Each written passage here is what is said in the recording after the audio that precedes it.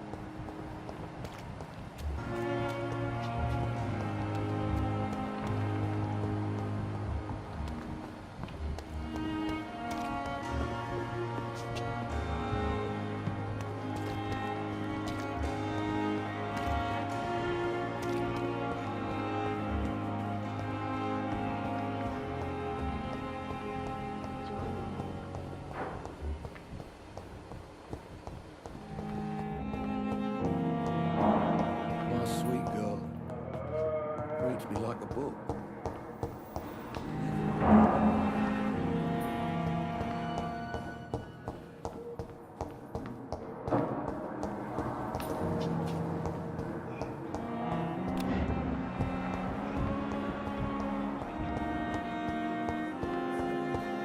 My blood and soul, they belong to you now.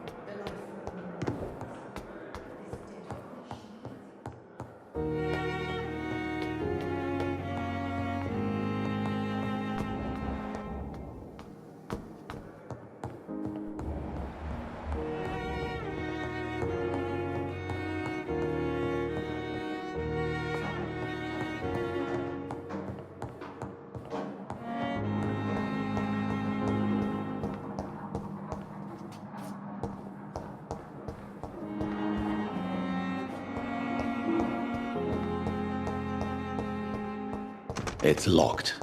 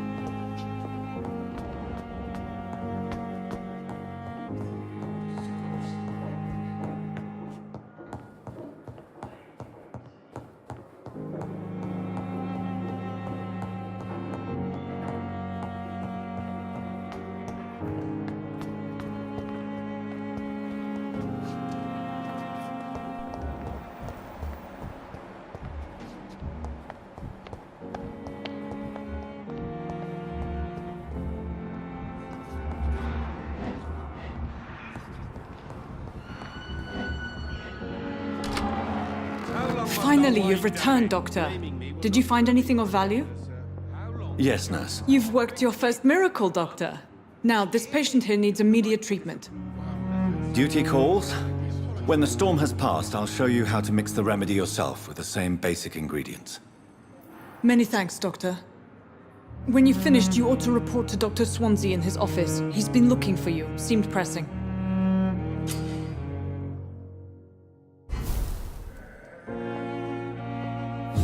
Dr. Reed, may I help you?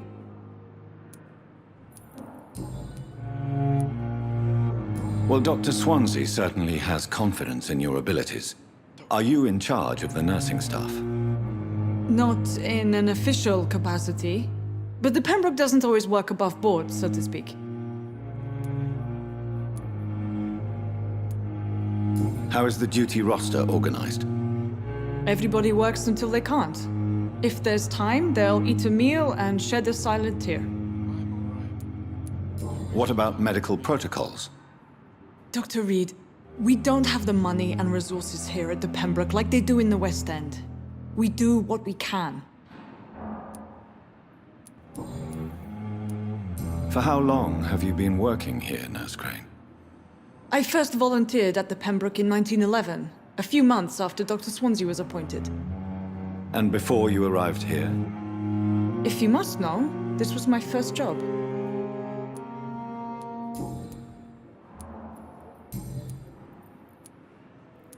What can you tell me about the epidemic, Nurse Crane? I've been out of touch since I've come back to England. Everyday folk don't know how bad it is. The papers certainly won't tell them. Not as long as the war is raging on, anyway. News on the front stated that the Spanish flu was under control, at least in Britain. It seemed to be for a while, but that was only last summer. It returned with a vengeance just over a month ago. What can you tell me about our patients here at Pembroke? This hospital was founded to help the East End poor and needy. But since the war and the quarantine, we've had all manner of folk. Can you be more specific? Well, veterans, the elderly, dock workers. We even have a few mental patients. If there's space, we take them. Good evening, sir. I'll see you later, Nurse Crane.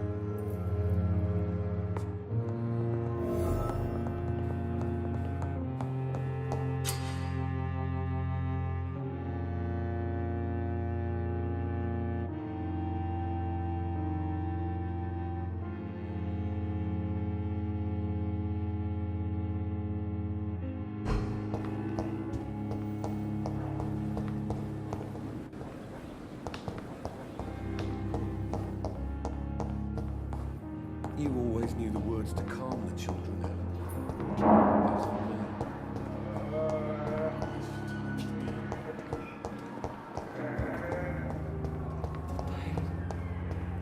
It's here again.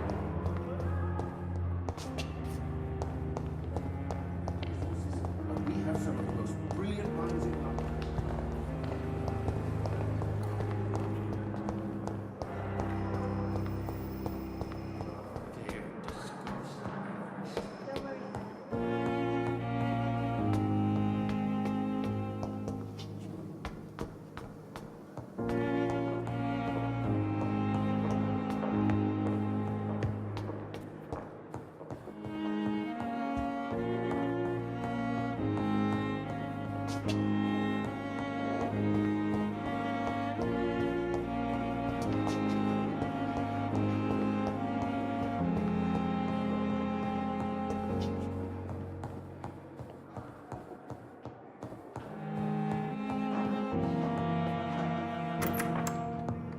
Please, Jonathan, come in. Fascinating, is it not? In the last decade, so many mysteries have been brought to light with our microscopes. The human body, biology's penultimate frontier. The more we explore its boundaries, the less we're able to trace a clear line between life and death. You, my friend, have a foot in both countries. The view must be vertiginous. It's at least as vertiginous as chatting about vampires with you, I would say. This must be all so new to you. This area of town, the hospital, a brand new life. How stimulating it must be. I wish I could share your enthusiasm, Dr. Swansea, but my condition defies scientific categorization. Undead? Unalive? Immortality defies logic. I cannot express my thrill at this serendipitous turn of events. The world's most eminent specialist in blood transfusions, a vampire. One might say a gift from heaven. It may seem strange. Forgive me. I've been an admirer of your work for a long time, and now you are so much more than a brilliant physician. And please, call me Edgar. There is no need to apologize, Edgar. You offered me sanctuary when I had none. Very well. I have a task for you, Jonathan. Something that will require all your newfound skills. Please, go on. The Pembroke only survives through the generosity of our benefactors. Unfortunately, our main donor has found herself in a bit of a bind. Now, if you could help her out... A spokesman or politician is what you need. That's not my calling. And until I come to understand what has happened to me, I require discretion. Discretion is in order, Jonathan. Lady Ashbury has recently received rather indelicate correspondence that, if revealed, would jeopardize her position. And you would like me to eradicate this threat? By the stole, of course not. I would just like you to pay her a visit. Her ladyship is certainly near the tents outside, tending the sick. You can't miss her. Look for someone impossibly delicate. Accepted. I'll see what kind of trouble Lady Ashbury is in. Do you need something, Jonathan? I have just a few questions. Then ask away. I'm at your service, Doctor. The man we pursued and slew in the canning factory, William Bishop, I believe, was he a vampire? He was a Skald, technically speaking. The debate rages as to their classification. Some think them a subspecies of vampire, others something else.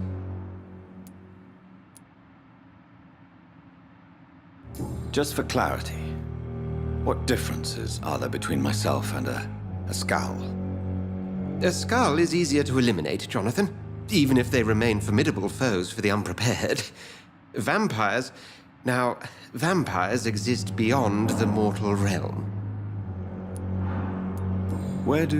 How do Skalds come into existence? The name means slave. The etymology may indicate that they are a lesser species of vampire.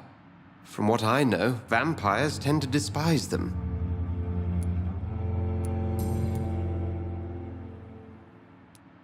Since I'm the one working for you, what should I know about Pembroke Hospital? Well, for many years, we have been the only medical facility in this part of town that people can rely on. We support the community here, as well as provide health care.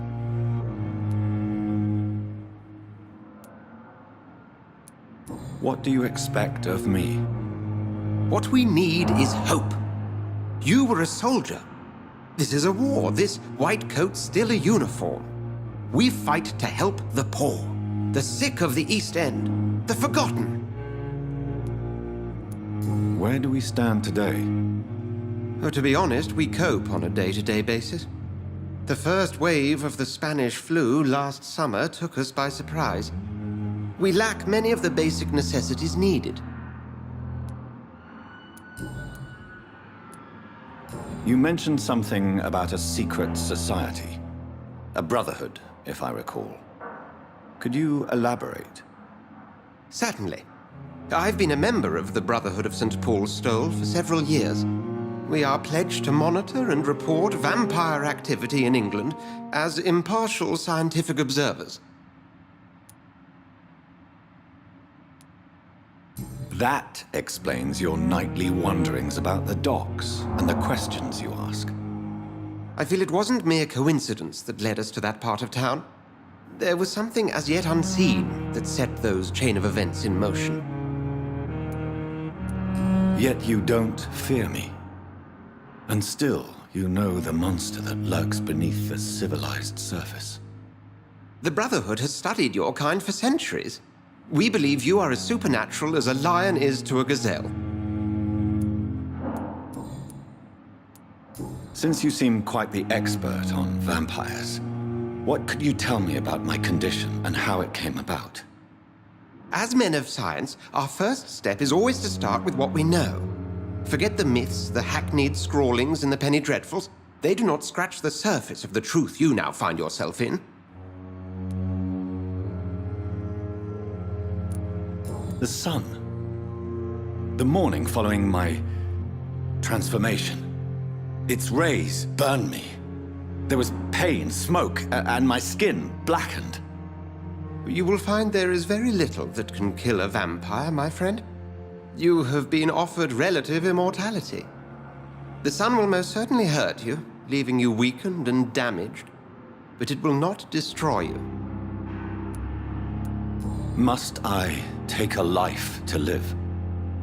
You are a vampire. You feed, and blood is the sole sustenance that can sustain your immortal frame. and only a living creature contains the nourishment you require.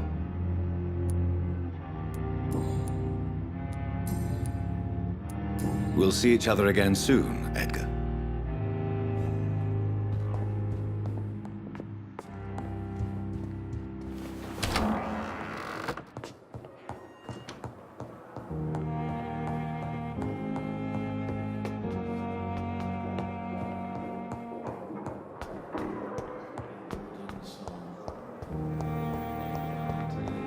The life running in your veins.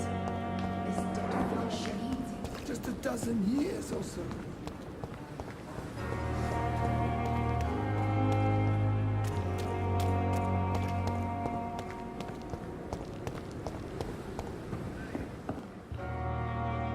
The flu took my dear wife, Emily.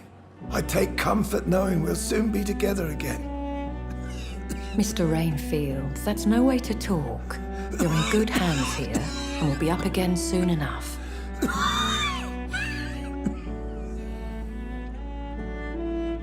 Now do me a kindness and get some sleep. I'll be back round later. Your words are kind, the blessings of an angel. You're the sweet, sweet Lady of Mercy.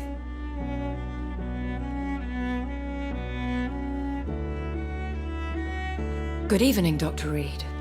It's a pleasure to see you again. You seem surprised. Dr. Swansea has brought me up to speed concerning your recent appointment to Pembroke Hospital. You're a the lady who saved me that night, before vanishing into thin air.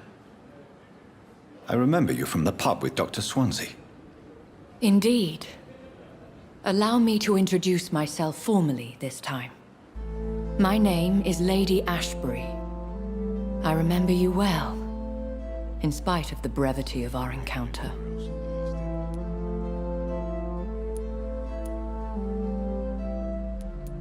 It seems I'm the butt of a joke, or pigeon of a con. Dr. Swansea might have told me who I was going to meet.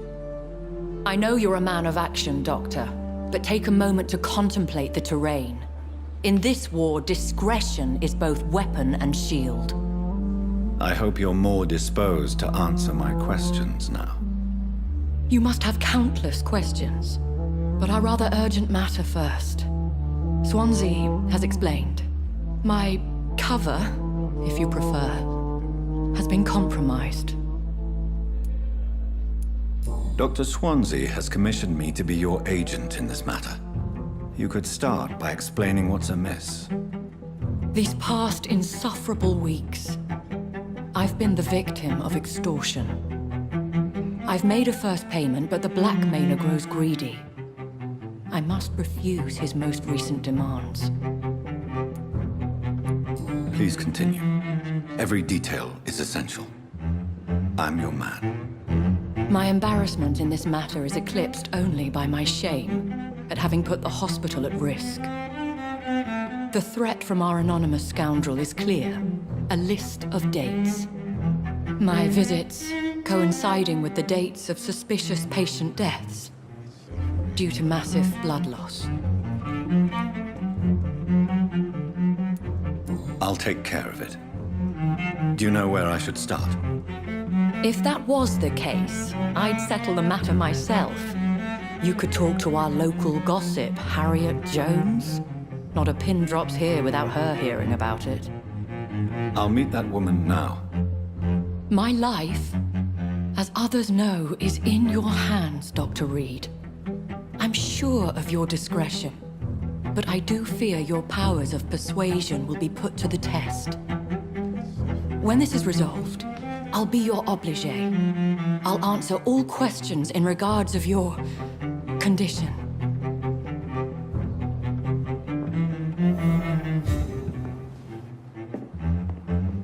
I thought last summer's epidemic was difficult.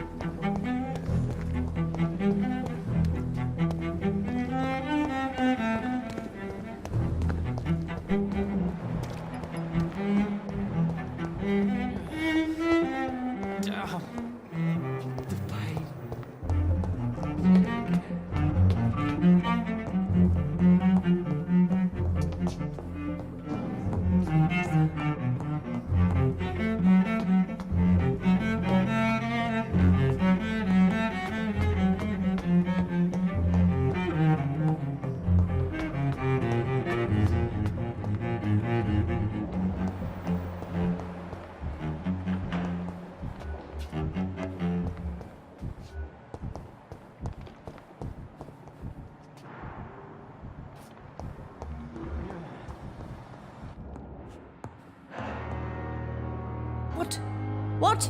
What is this? Who are you? Get out of my room. There's no need for alarm, madam. I'm Dr. Reed, the new surgeon. Preposterous. Dr. Reed, you say? I don't want some bumbling intern. Where's Dr. Swansea? Dr. Swansea is quite busy, and I need you to help me get acclimated. I have many questions. How brave. Threatening an old defenseless woman. You know how long I've been a patient here? You've picked the wrong fight. I'm Harriet Jones. Harriet Jones? Indeed. I've been meaning to have a chat with you. You know what goes on here better than any other patient, I gather. Oh, better than any patient, nurse, or doctor. I've seen so many vile undertakings. I heard there have been some despicable goings-on. Was there a case of blackmail? Blackmail? Wait. You're investigating something. This isn't a social call. One of those incompetent cunts slit a poor sod's vein. I assure you, madam, this is not an investigation into a possible medical error. Debauchery, then? Nurses Crane, Hawkins, Brannigans, whores, all of them. They can't keep their legs shut. I've seen them scratching slutty sores. Really? Well, if you have irrefutable proof, I'll not have the staff behaving in such a manner here. This is your business, Doctor, not mine. But I swear one of the nurses is cavorting with some man on hospital hours. Thank you for your time, Miss Jones. You've given me something to go on. See you on the next round.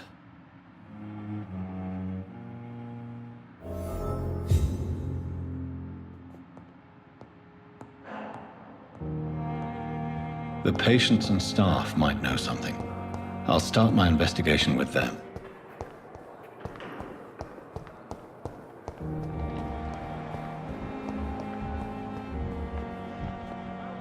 Why, damn it. Blaming me will not further your agenda, sir. But you have the right to disapprove of our methods, and you will kindly apologize.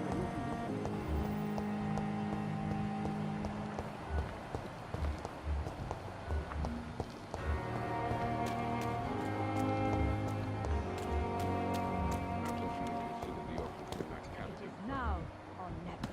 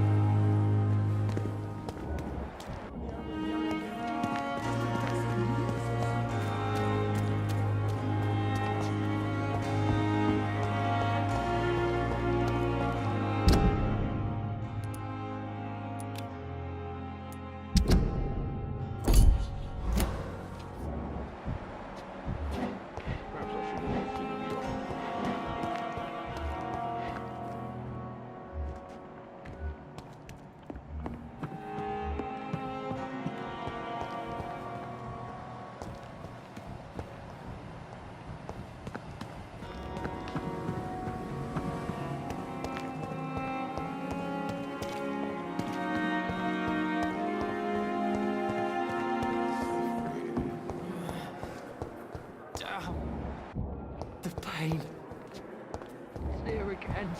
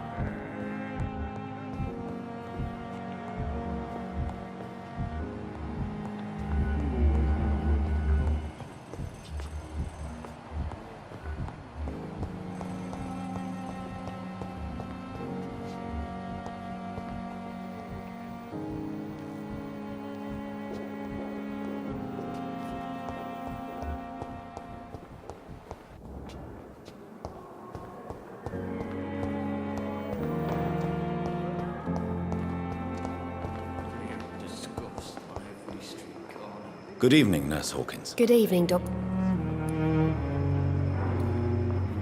What can you tell me about the strange man visiting one of the nurses during her shift? Let me guess. You spoke with that old shrew, Harriet Jones. Do not pay attention to her, Doctor. She's full of... No matter how... Who says I don't care? She could have been... That old witch...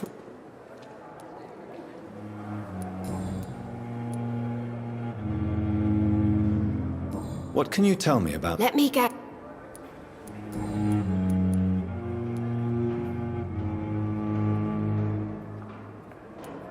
What can you tell me about... Let me guess.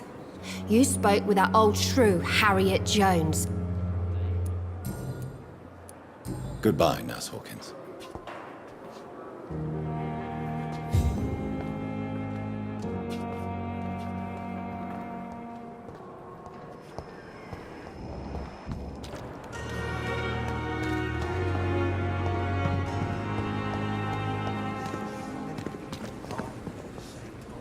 Good evening, Nurse. Good evening, Doctor.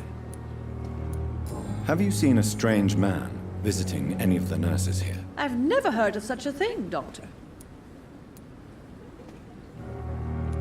Goodbye, Nurse. Call me if you need assistance. And I thought last summer's epidemic was difficult.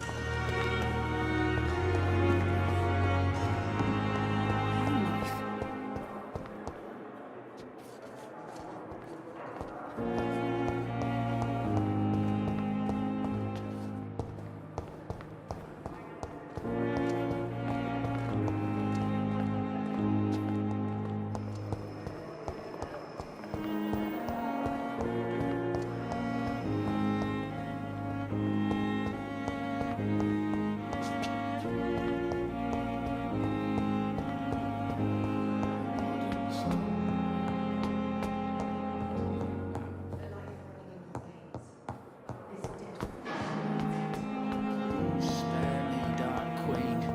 Spare your obedient slave.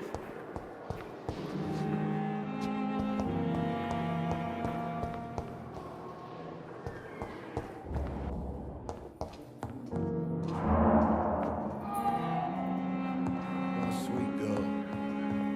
Reads me like a book. I never could keep anything from her.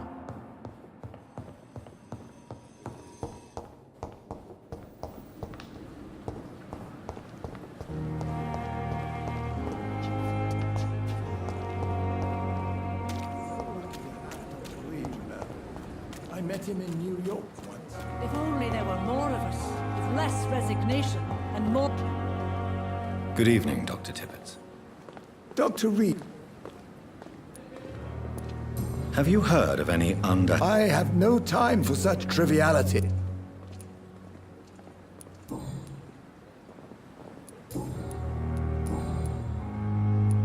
You're exhausting yourself. No, we must keep... Nurse Brannigan is worried about her. You don't have to blame her. I'm not that kind of man. Goodbye, Dr. Tibbets.